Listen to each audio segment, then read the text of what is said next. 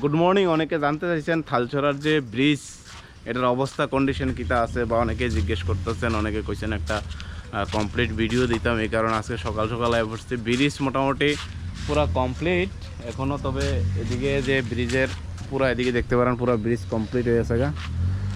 কারণ টাইম তো নিছে, প্রশাসন তো টাইম নিছে 31শে জুলাইয়ের মধ্যে ব্রিজ কমপ্লিট হইব, মানে 1 তারিখেরতেই হইব। তাহলে আজকে হইছে মতো 30 তারিখ, আজকে 30 তারিখ। আর 1-2 দিন লাগবে এগুলি সরাইতে টরাইতে, আরও 1-2 দিন লাগবে এগুলি। আর দিয়ে কিছু গ্যাপ বাকি রয়েছে, এদিকে কিছু গ্যাপ বাকি রয়েছে, এই সাইডেও কিছু গ্যাপ বাকি রয়েছে। আর একদিন হইলে কাজ মোটামুটি কমপ্লিট হয়ে যাবো গা, এরপরে দিয়ে রাস্তা চলবো।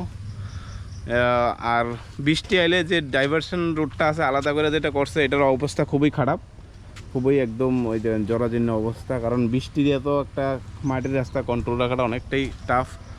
তো এটা আগামী দিন তো 31 তারিখ অবধি টাইম নিছে, প্রশাসনতে টাইম দিচ্ছে, তারপরে যে রাস্তা ঠিক হয়ে যাবে। হ্যাঁ, যথারীতি তারা টাইম অনুযায়ী যে সময়ের মধ্যে কমপ্লিট হয়ে যাবে গা। এদিকে মোটামুটি কমপ্লিট, এই শুধু এগুলি সরাইব, ওখানে রাস্তা পরিষ্কার করব।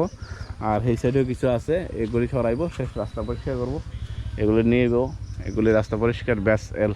আর ব্রিজটা মোটামুটি শেষ। আর আগের ব্রিজের থেকে এটা অনেকটাই ফাস্ট, প্রায় 3 ফুট চওড়া হয়েছে, 3 ফুট চওড়া হয়েছে আগের ব্রিজেরতে। আর ওয়েট ক্যাপাসিটিও অনেকটাই স্ট্রং করছে। আগে আসলো মেবি 30 টন, ওখানে আগের ব্রিজের 3 গুণ বেশি, আগের ব্রিজের 3 গুণ ওয়েট ধারণ ক্ষমতা বেশি এটা। তো রাস্তা মোটামুটি শেষ, ব্রিজ কমপ্লিট। 31শে জুলাইয়ের মধ্যে এটা হয়ে যাবে নিশ্চিত।